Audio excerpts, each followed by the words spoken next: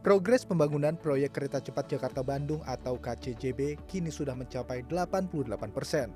Pemerintah pun menargetkan KCJB dapat beroperasi pada Juni 2023. Sebelum resmi beroperasi, KCJB akan menjalani uji coba dinamis yang direncanakan dilakukan pada 16 November nanti. Kereta cepat Jakarta-Bandung diuji coba dengan melakukan perjalanan sejauh 14 km pada 6 November lalu. Uji coba ini dilakukan dari stasiun Tegaluar menuju kawasan Casting Yard nomor 4.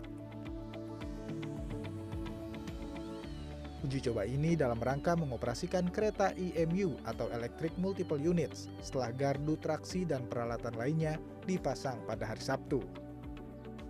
Dengan kecepatan 350 km per jam, kereta cepat ini akan memangkas waktu perjalanan Jakarta-Bandung yang biasa ditempuh dalam waktu 3 jam dengan kereta biasa menjadi sekitar 40 menit saja. Adapun KCJB direncanakan menjalani uji dinamis pada 16 November mendatang. Saat ini beberapa kegiatan pengujian mulai dilakukan sebagai rangkaian persiapan menuju uji dinamis. Persiapan dilakukan untuk memastikan seluruh fitur kereta api cepat dan sarana perkeretaapian yang sudah terpasang berfungsi dengan baik dan sesuai harapan. Uji coba dinamis 16 November nanti rencananya akan disaksikan melalui telekonferensi oleh Presiden Joko Widodo dan Presiden Tiongkok Xi Jinping yang di saat bersamaan tengah menghadiri KTT G20 di Bali. Sebelumnya pada 13 Oktober lalu, Presiden Joko Widodo yang meninjau progres perkembangan pembangunan kereta api cepat Jakarta-Bandung di stasiun Tegaluar menyampaikan progres keseluruhan proyek sudah mendekati rampung. Jokowi berharap proyek ini dapat meningkatkan mobilitas masyarakat menjadi lebih cepat. Progresnya sudah mencapai 88,8% secara keseluruhan. Dan kita harapkan dengan kereta api cepat Jakarta-Bandung ini, mobilitas orang dan barang bisa menjadi cepat dan meningkat, kemudian daya saing kita juga akan semakin kuat. Proyek kereta cepat Jakarta-Bandung ditargetkan rampung dan dapat beroperasi pada Juni tahun depan. Nantinya, KCJB akan menjadi kereta api cepat pertama di kawasan ASEAN. Dengan adanya kereta cepat ini, perjalanan dari Jakarta menuju Bandung dapat ditempuh hanya dalam waktu 46 menit. Kereta akan melayani 4 pemberhentian, mulai dari Stasiun Halim menuju Karawang, kemudian menuju Padalarang, dan berakhir di Tegaluar. Proyek kereta cepat Jakarta-Bandung merupakan buah hasil terciptanya hubungan kerjasama yang baik antara Indonesia dan Tiongkok. Pilot project antara kedua negara ini diharapkan dapat menjadi tolak ukur positif bagi negara-negara lain di Asia Tenggara.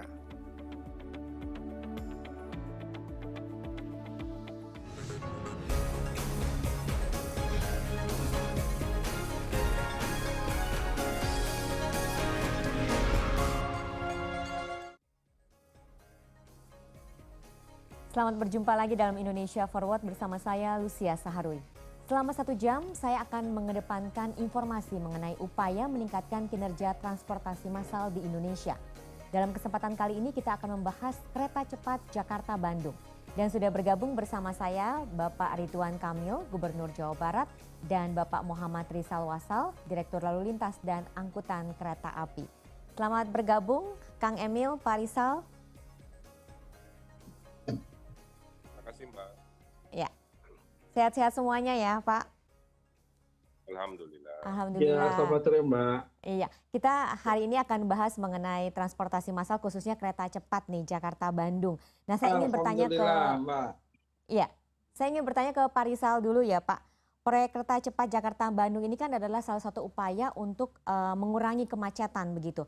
Nah, bagaimana kereta cepat ini bisa berkontribusi bagi angka kemacetan Bogor, kemudian Tangerang, Bekasi atau Botabek dan juga Bandung? Siap. Ya, baik Mbak. Kenapa itu bisa berperan dalam mengatasi kemacetan? Kita tahu kita bicara kereta cepat, artinya perjalanan ke Bandung dengan kereta api itu akan semakin sebentar kalau bisa kita hanya sampai 40 menit sudah sampai di kota Bandung.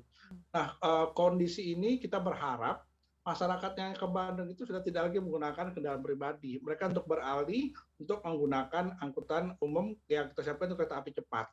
Dengan posisi ini kita harapkan akan berkurang yang angka signifikan pengguna kendaraan pribadi, baik yang ada di Jabodetabek, yang nanti di Jawa Tol maupun jalur umum, serta masuk kota Bandung.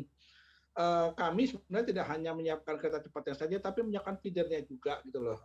Di Jakarta kita siapkan juga adanya LRT Jabodebek yang terintegrasi, juga BRT-nya Transjakarta dan angkutan umum lainnya terintegrasi dengan pada simpul stasiun kereta api cepat di Halim.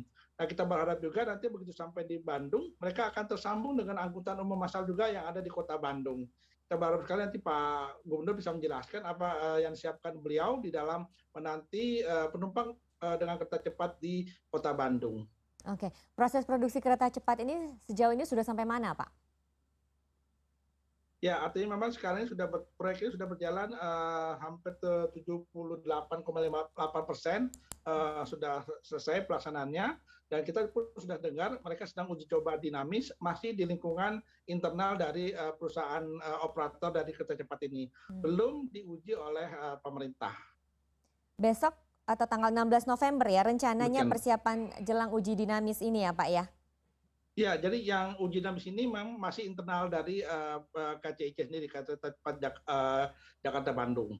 Nantinya setelah mereka yakin sudah berfungsi dengan baik semua sistem yang mereka gunakan, sarananya, prasarananya, mereka akan mengajukan untuk diuji oleh pemerintah untuk memastikan fungsi berjalan dengan baik dan meningkatkan faktor keselamatan berjalan sebagaimana yang dipersyaratkan oleh pemerintah di dalam Permen 7 tahun 2022.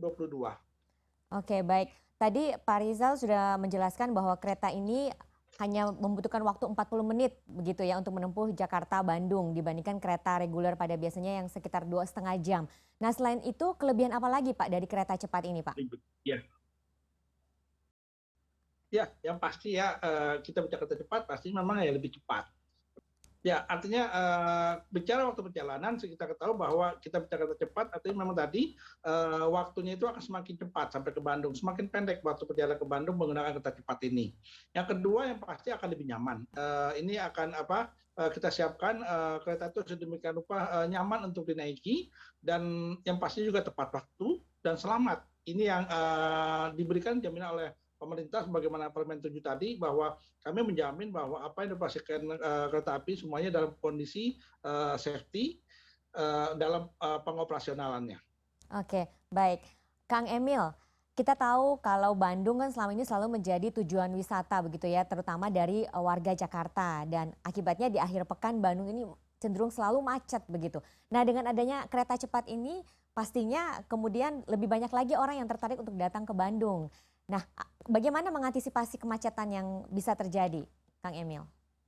Jadi kan dengan adanya kereta api cepat ini mengubah persepsi Mbak, bahwa ke Bandung harus selalu naik kendaraan mobil, kira-kira begitu ya, dengan waktu yang panjang.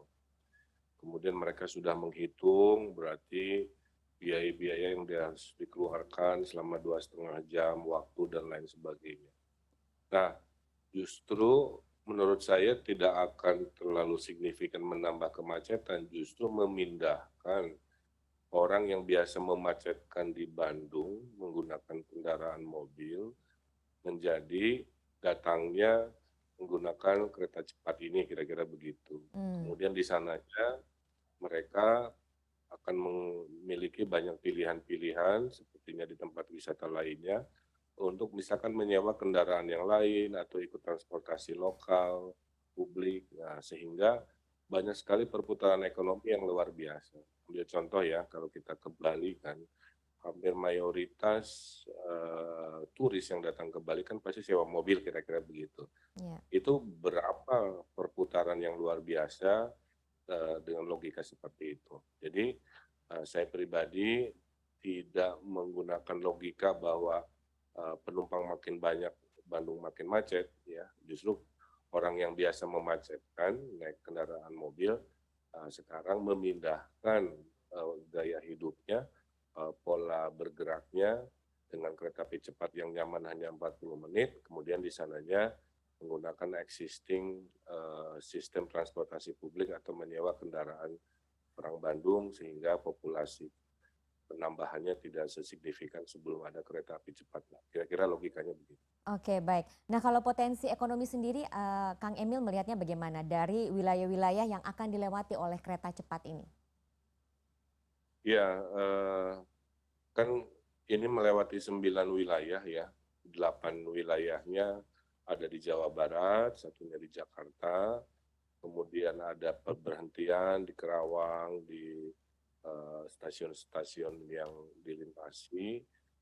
Dari nilai triliun biaya proyeknya saja, Mbak, ini 80% kan adalah konten atau kandungan lokal ya. Jadi berapa tuh puluhan triliun yang sudah dibelanjakan kepada ekonomi lokal selama konstruksi, kira-kira begitu. Kemudian kita pernah menghitung dari KCIC sendiri ada hampir 15.000 warga Jawa Barat yang menjadi staf atau karyawan pekerja dari proyek ini. Jadi itu keuntungan yang kita hitung. Yang ketiganya belum terjadi pembayaran pajak ya, setiap terjadi transaksi jual beli tanah dan lain-lain. Nah, jadi itu adalah satu signifikansi pentingnya proyek infrastruktur kepada ekonomi masyarakat. Setelah keretanya berjalan, maka potensi-potensi ekonominya menjadi lebih maju. Karena ingat Mbak ya, kereta api cepat ini bukan hanya sebagai alat transportasi, tapi sebagai alat pendorong pertumbuhan ekonomi baru. Maka jangan kaget nanti di seputaran stasiun akan berkembang transit oriented development, kawasan-kawasan yang dikembangkan menjadi live, work and play, tempat tinggal, tempat bekerja, tempat rekreasi yang sebelumnya tidak ada. Nah, jadi bisa dibayangkan banyak sekali benefitnya, sehingga jangan pernah melihat kereta api cepat ini sekadar alat transportasi saja. Setengah tugasnya adalah menumbuhkan ekonomi baru yang dulu tidak mungkin, sekarang menjadi mungkin. Ya, jadi dampak eksternalnya banyak sekali ya, Kang Emil ya. Terkait dengan pengembangan wilayah bagaimana? Nah, sama. Kita baru 2 minggu ini meresmikan Tata Ruang Jawa Barat dalam 10 tahun ke depan. Nah, di dalamnya sudah diantisipasi pengembangan wilayah-wilayah yang terdampak positif oleh kehadiran kereta api cepat, misalkan di ujungnya di Tegaluar yang akan dijadikan kota baru, termasuk wacana perpindahan pusat pemerintahan kantor-kantor kami ke sana juga itu mengemuka, misalkan begitu ya. Kemudian tadi ya, pengembangan perumahan, permukiman, perindustrian di seputaran stasiun, itu juga sudah diantisipasi oleh tata ruang pengembangan wilayah supaya agar semua tidak terkonsentrasi hanya di Bandungnya saja, tapi orang bisa tinggal misalkan di Kerawang, kerjanya di Bandung, tinggalnya di Kerawang, kerjanya di Jakarta, tinggalnya di Kerawang, kerja di seputaran Kerawang, itu sekarang menjadi mungkin karena suatu hari menghitung jarak itu sudah bukan lagi pakai kilometer tapi pakai waktu. Jadi seberapa jauh Jakarta Bandung nanti nggak pakai kilometer lagi, ya cuma 40 menit asal naik kereta api cepat. Gitu. Berapa jauh ya kalau mobil 2,5 jam. Nah, jadi nanti logika kita menghitung produktivitas hidup itu berdasarkan dimensi waktu bukan lagi dimensi jarak. Nah hal-hal begitu salah satu yang menjadi mendorong nanti pertumbuhan ekonomi, pertumbuhan wilayah-wilayah di jalur kereta api cepat. Baik, Kang Emil dan Pak Rizal, kita masih akan membahas mengenai kereta cepat Jakarta-Bandung ini sesaat lagi. Pemirsa jangan kemana-mana, kami akan lanjutkan perbincangan ini setelah pariwara, tetaplah bersama kami.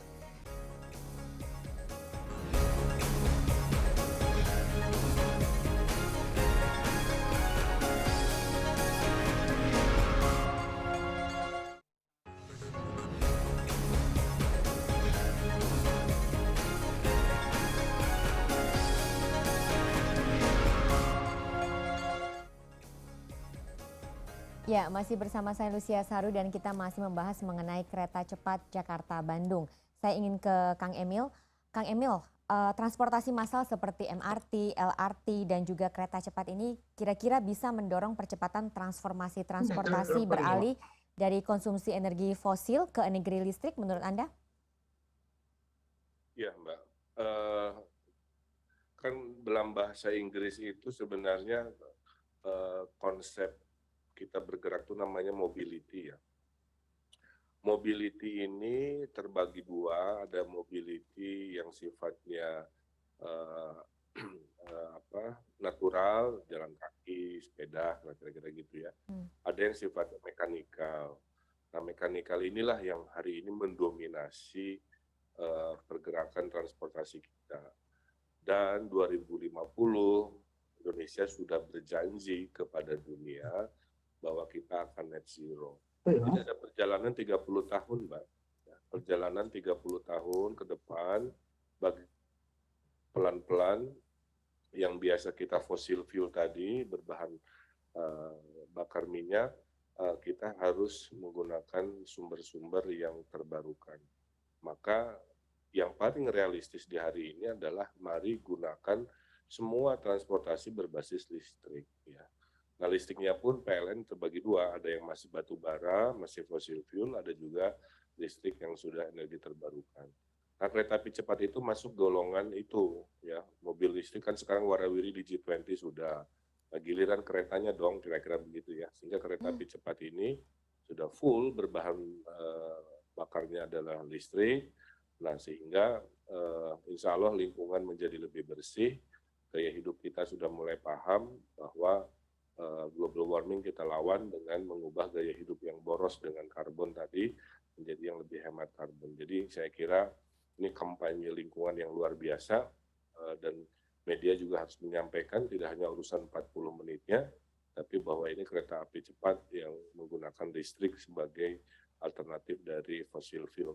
Oke, tapi salah satu kendala dari peralihan ke energi listrik ini kan adalah masalah biaya ya Pak ya, karena kita tahu seperti mobil listrik misalnya juga itu nilainya mahal begitu, harganya mahal. Nah, untuk tarif dari tiket kereta cepat ini sekitar 350.000 kabarnya. Apakah ini menurut Anda wajar atau bagaimana? Mbak, dari catatan saya ya, kereta api yang biasa aja nih, yang bukan kereta api cepat, yang eksekutif, yang premiumnya itu harganya udah mendekati segitu, Mbak. Jadi sebenarnya bukan 2 kali lipatnya, cuma beda ya, 100 ribuan lebih, kurang malah ya. Jadi artinya kebutuhan orang naik kereta api itu sudah tinggi, tidak ada dengan kereta api cepat. Apalagi dikasih keretanya yang super cepat, kan kira-kira begitu ya. Yang biasa naik kereta api reguler kita kan hampir 3 jam ya, dari stasiun Bandung sampai Gambir misalnya, nanti dikompres 40 menit. Jadi harga segitu menurut saya masih wajar. Dan memang ini kan kereta untuk kelas menengah ke atas kira-kira begitu. Ya. Mungkin suatu hari gerbongnya ditambah, harganya bisa dijangkau, saya kurang paham, tapi saya kira kereta ini memang tidak 100% untuk semua orang karena ada keterbatasan, tapi bisa mengalihkan dari yang biasa menggunakan kereta agak standar kecepatannya atau mobil ya, itu berpindah ke kereta api cepat. Jadi sasaran marketnya sudah jelas di kelompok tentang ekonomi seperti itu, Mbak. Baik, Pak Rizal tadi mengatakan bahwa sudah sekitar 78,8% begitu ya persiapan untuk kereta api cepat ini beroperasi. Nah, kapan lagi akan diadakan uji coba, Pak?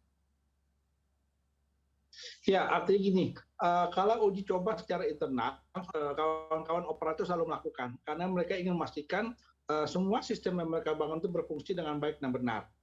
Jadi memang itu persyaratan kami sebelum nantinya mereka mengajukan untuk disertifikasi oleh pemerintah, diuji oleh pemerintah, yang nantinya baru kita keluarkan izin operasi dari kereta cepat Jakarta-Bandung. Jadi mereka akan terus melakukan uji coba dinamis dari kereta-keretanya, uji sistem persinyalan mereka bangun, dan fasilitas-fasilitas yang mereka bangun untuk kereta cepat Jakarta-Bandung ini. Oke, rencana uji coba atau uji dinamis saat G20 Showcase jadi apa tidak, Pak? Ya, kami belum dapat info lebih lanjut, Mbak, untuk jadi tidaknya Bapak Presiden mencoba kereta cepat ini dengan Presiden China. Belum ada informasi lebih lanjut hingga saat ini, Mbak. Oke, Nanti kami coba cek sebentar, kami kabarkan. ya. Target beroperasi sendiri sebenarnya kapan, Pak? Ya, insya Allah sih di 2003 ini akan segera dioperasionalkan penuh kereta api cepat Jakarta-Bandung. Oke, ya kalau kita lihat kan proyek ini sebenarnya seharusnya rampung di 2019 begitu ya, tapi tertunda terus Ya, sampai rencananya nanti di ya, pertengahan 2023. Nah ini sebenarnya kendalanya di ya. mana, Pak? Ya, kalau awalnya sih memang ada sedikit kendala masalah lahan, tapi alhamdulillah selesai. Yang kedua kita ada masa COVID waktu itu, memang selama 2 tahun ini kita diberhentikan kegiatan itu karena COVID. Jadi Hmm. kendala utama memang kemarin kita ada COVID, hingga terjadi pembelian pekerjaan terus, dan sekarang sudah kita mulai dan sudah selesai. Artinya secara utuh jalur dari Jakarta Bandung sudah menyambung. Ini tinggal kita operasionalkan, kita pastikan keamanannya, keselamatannya, fungsional dari semua alat-alat yang dipasang untuk pengoperasian kereta api cepat Jakarta Bandung. Oke, ini hampir semuanya sebagian besar produk lokal begitu, Pak?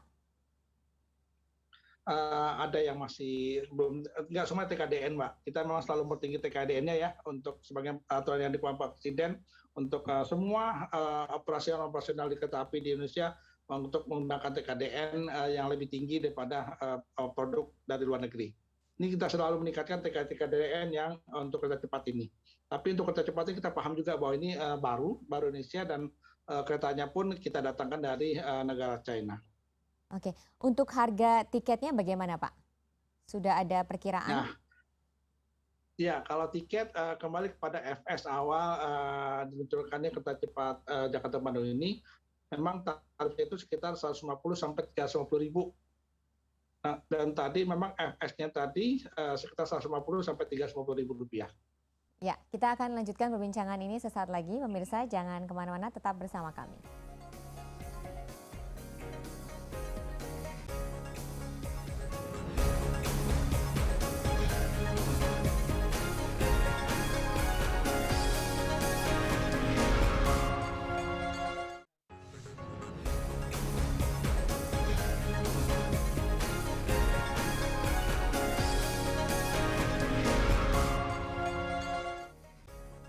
Ya, masih di Indonesia Forward bersama saya Lucia Saharwi, dan saya masih bersama dua narasumber yang sudah hadir via Zoom. Ada Bapak Ridwan Kamil, Gubernur Jawa Barat, dan juga Bapak Muhammad Rizal Wasal, Direktur Lalu Lintas dan Angkutan Kereta Api.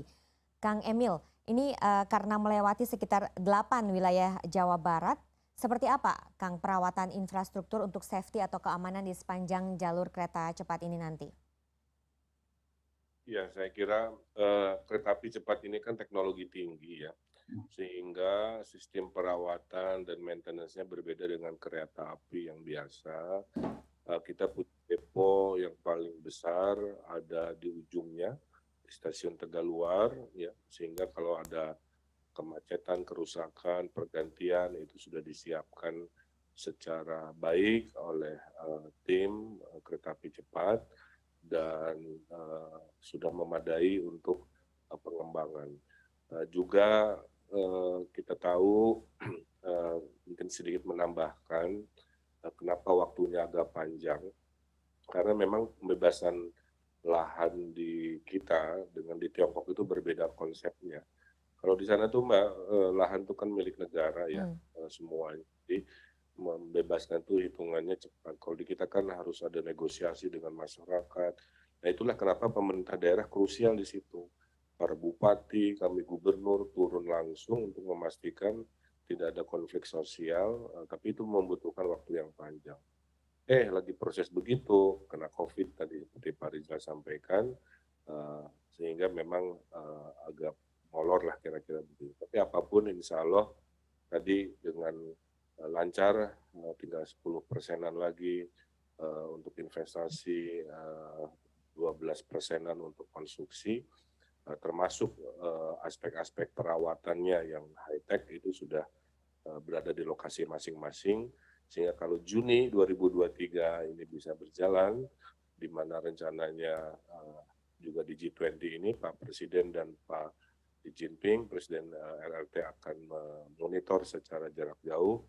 Kami meyakini bahwa ini akan berlangsung dengan lancar dan masyarakat sangat antusias, luar biasa, sampai kemarin waktu kereta apinya bergerak di videoin viral oleh HP-HP masyarakat yang ada di jembatan-jembatan yang dilewati.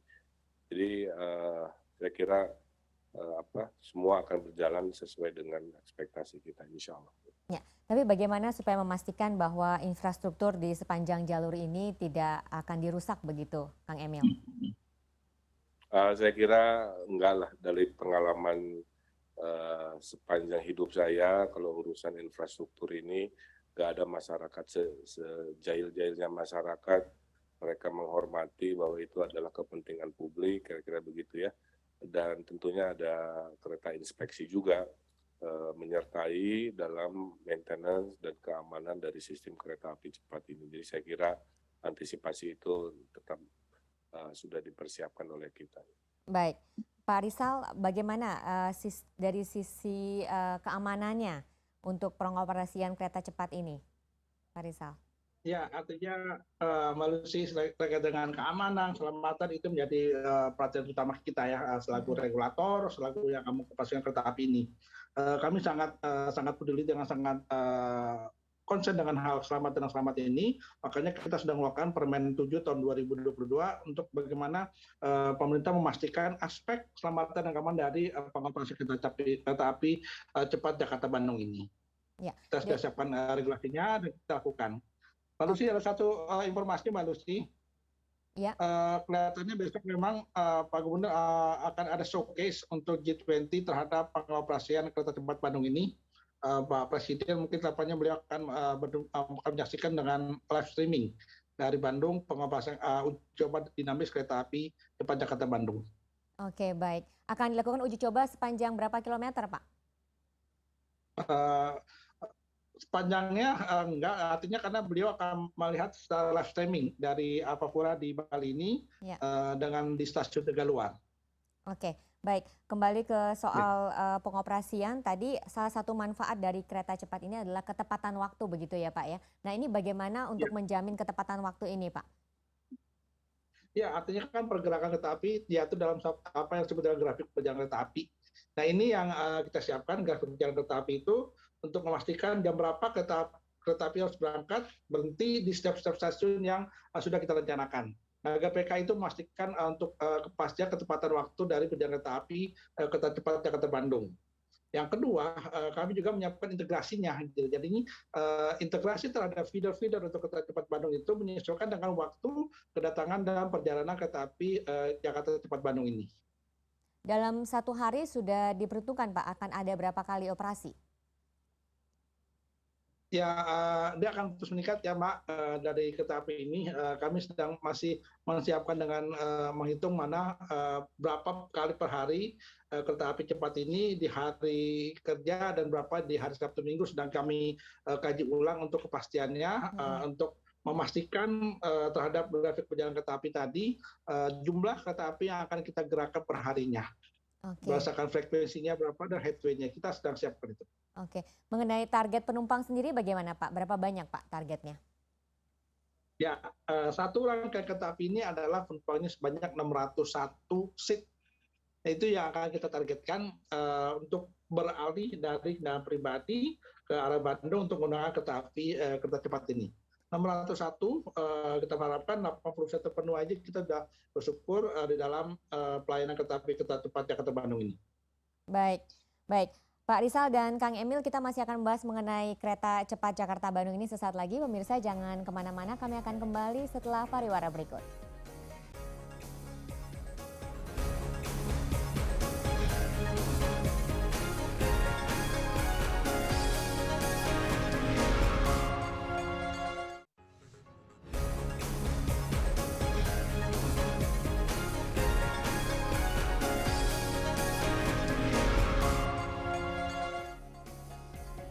Ya, kita masih membahas mengenai kereta cepat Jakarta Bandung bersama dua narasumber, Bapak Ridwan Kamil, Gubernur Jawa Barat, dan Bapak Muhammad Rizal Wasal, Direktur Lalu Lintas dan Angkutan Kereta Api. Pak Rizal tadi sudah menyampaikan bahwa tarif harga tiketnya ini sekitar antara Rp150.000 hingga Rp350.000 begitu ya Pak ya. Ya, Nah ini kira-kira ya. harganya bisa diterima dengan baik tidak oleh masyarakat dan kedepannya apakah kemudian bisa jadi lebih murah? Ya, artinya gini, sebenarnya di 150 sama 350 ribu adalah di kereta api itu ada kelas-kelasnya gitu loh.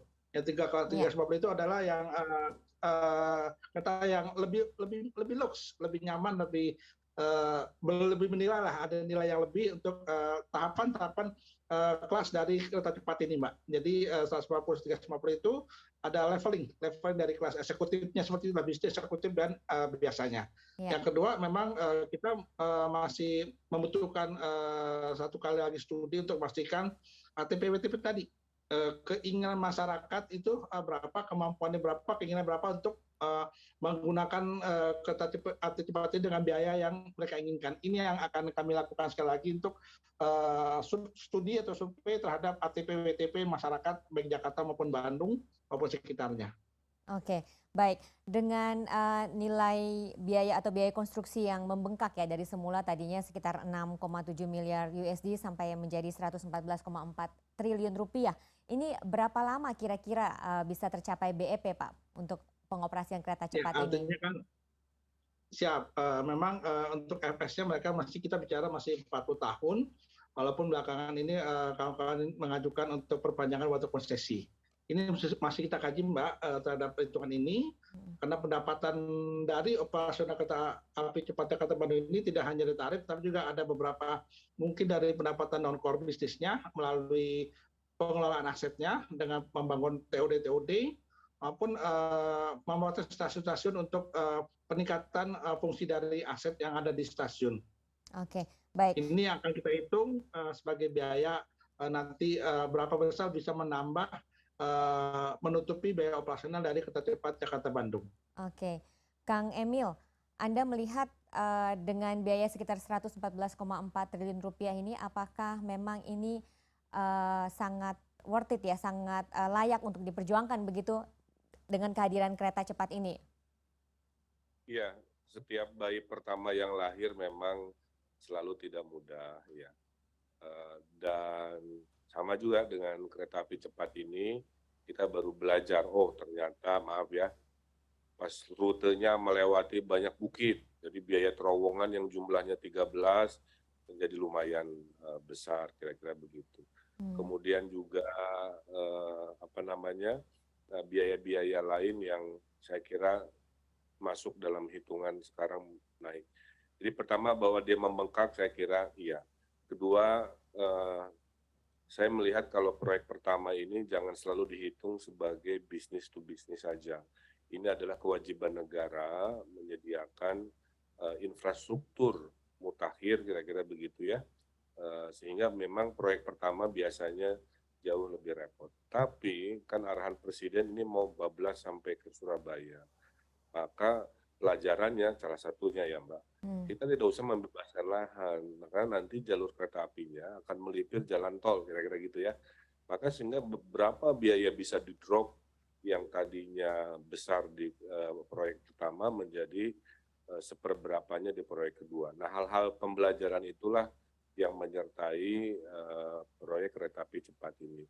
Jadi saya kira tetap akan balik modal seperti Pak Rizal sampaikan, hanya berapa lamanya memang tidak sesederhana proyek-proyek biasa lainnya. Oleh karena itu saya mendorong sebagai gubernur agar kereta api cepat Jakarta Bandung jangan melihat income hanya dari tiketing. Kalau melihat income hanya dari tiketing, itu pasti FS-nya menyatakan akan puluh-puluh tahun lah kira-kira. Tapi kalau dengan kecerdasan properti, pengembangan wilayah tadi dihitung, dimasukkan, dipromosikan, dimarketingkan, sehingga orang tinggal di sepanjang TOD, saya kira income itu besar. Ambil contoh di Jepang ya Mbak. Di Jepang itu, Jepang, Hong Kong juga sama lah, saya anggap sama ya. Itu 60-70% pendapatan PT KAI-nya Jepang, Jepang dan Hong Kong itu bukan dari tiketing, tapi dari sewa stasiunnya, mall-nya, hotelnya, apartemennya yang selalu ada di setiap titik stasiunnya.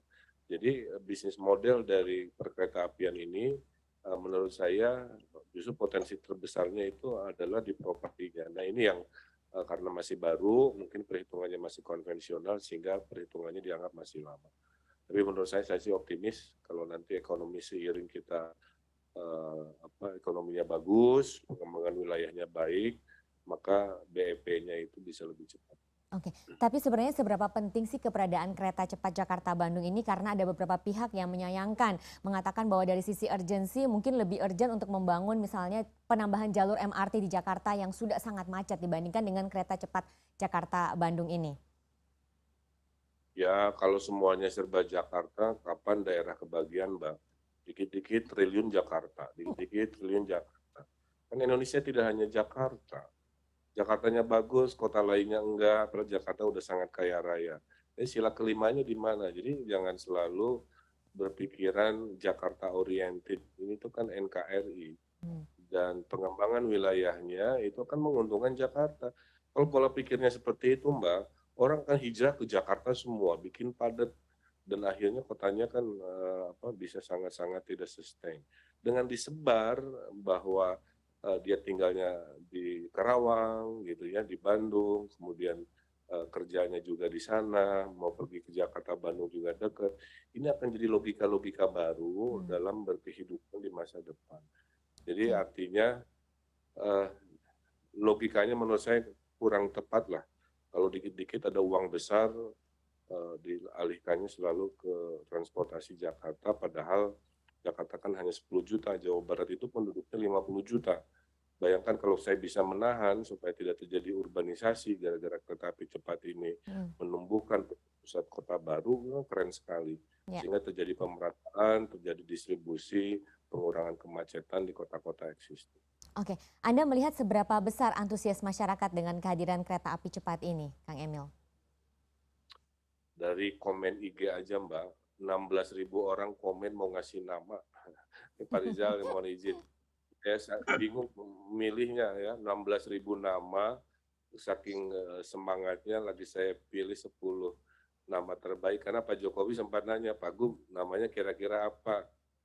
Ada yang bilang Gundala, ada yang bilang apa gitu ya, nama-nama yang hubungan dengan apa cepat gitu. Ya, saya sedang seleksi. Jadi 16.000 komen itu menunjukkanlah ya antusiasmenya seheboh apa, saking ngasih namanya aja semua orang berlomba-lomba, apalagi menunggu keretanya lewat. Ini belum beres aja orang udah foto-foto ya dari jembatan yang terlewati kereta. Saya kira historical moment menurut saya, historical moment 2023 bangsa Indonesia memiliki kereta api cepat pertama di ASEAN dengan begitu panjang ya, begitu mahal. Tentulah semua antusias dan berharap ini kereta menjadi membanggakan dan menaikkan kelas kita di mata dunia bahwa Indonesia masuk pelan-pelan ke kategori negara maju. Amin. Ya baik, kita masih akan lanjutkan perbincangan ini. Pemirsa jangan kemana-mana, kami akan kembali sesaat lagi setelah pariwara.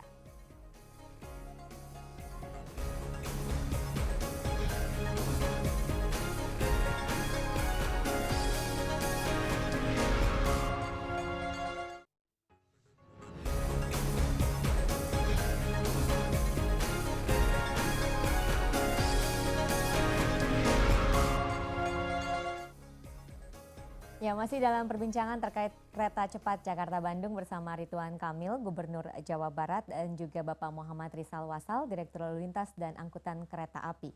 Pak Rizal, tadi Kang Emil sudah mengatakan banyak sekali antusias dari warga yang ingin memberikan nama kepada kereta cepat ini. Jadinya sudah ada namanya apa belum nih Pak? Well, nanti kita masih bicara kereta cepat Jakarta Bandung nih. Untuk kereta sendiri namanya apa ya? Kita menunggu dari 16.000 usulan orang itu, dan Kang Emil nanti yang melakukan dievaluasi Kang Emil lah, Pak Gubernur, mana cocok untuk nama kereta cepat kita ini. Oke, jadi nanti akan ada seleksi begitu ya? Iya. Baik.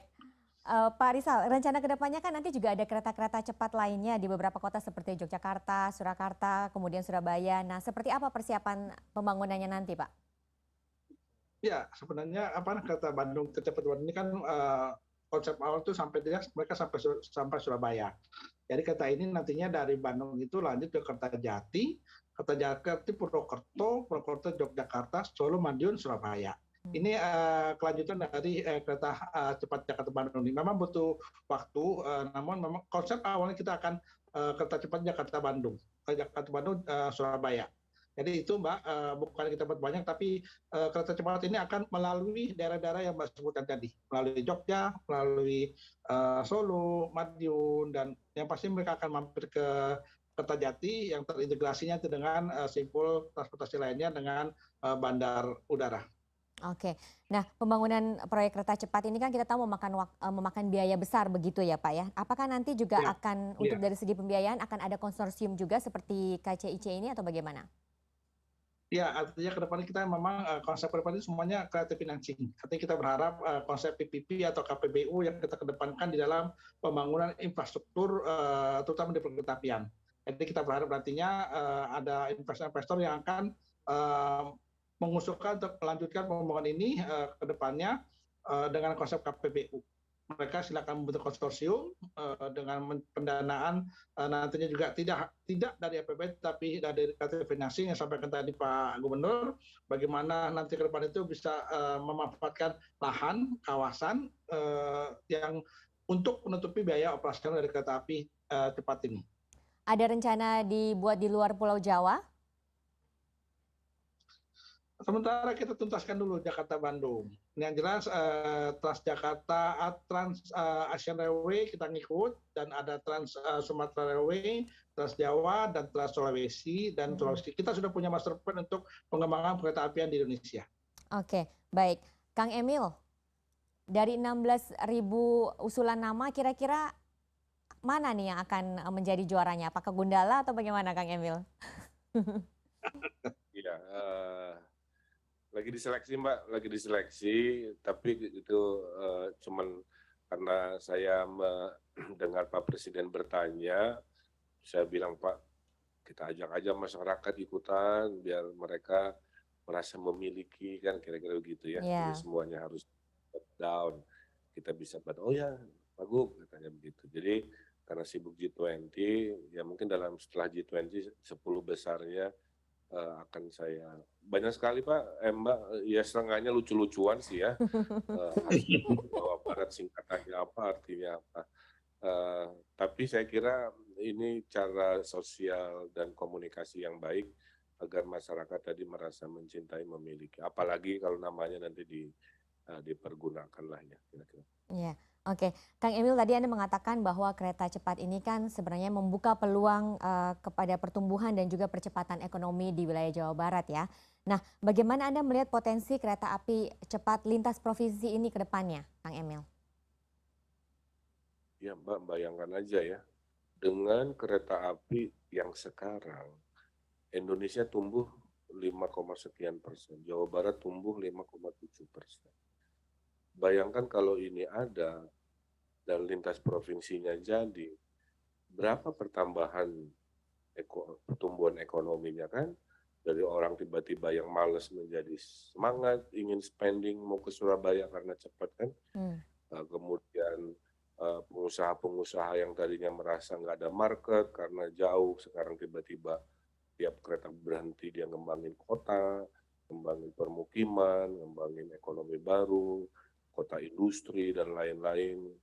Kalikan puluhan tahun itu sama dengan pertumbuhan ekonomi yang luar biasa. Jadi kuncinya pertumbuhan itu di mana-mana di dunia ini selalu dimulai dari akses transportasi dulu. Di mana ada akses transportasi, di situ pasti ada pengembangan wilayah, kira-kira begitu. Jadi tanpa kereta api cepat lintas provinsi, ya gitu-gitu aja. Dengan ada lintas provinsi, saya membayangkan pertumbuhan ekonomi berlipat-lipat. Ya, makanya saya dukung. Hanya bedanya di tahap 2, tadi saya bilang kita belajar.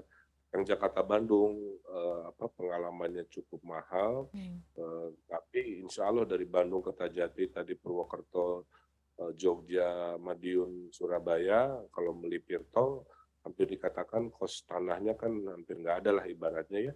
Itu bisa berapa murah kan, di mana teknologinya udah kita kuasai pula sebagai bagian dari perjanjian alih teknologinya. Jadi insya Allah yang tahap 2 lintas provinsi akan jauh lebih cepat, akan jauh lebih murah, dan akan menumbuhkan pertumbuhan ekonomi persentase ke ekonomi Jawa Barat, Jawa, dan Indonesia. Baik, terima kasih Kang Emil dan juga Pak Rizal sudah hadir di Indonesia Forward CNN Indonesia. Dan pemirsa, semoga saja proyek kereta cepat ini nantinya akan benar-benar bisa mewujudkan transportasi massal yang ramah lingkungan dan membawa dampak ekonomi yang signifikan bagi Indonesia. Saya Lucia Sahari undur diri, sampai jumpa.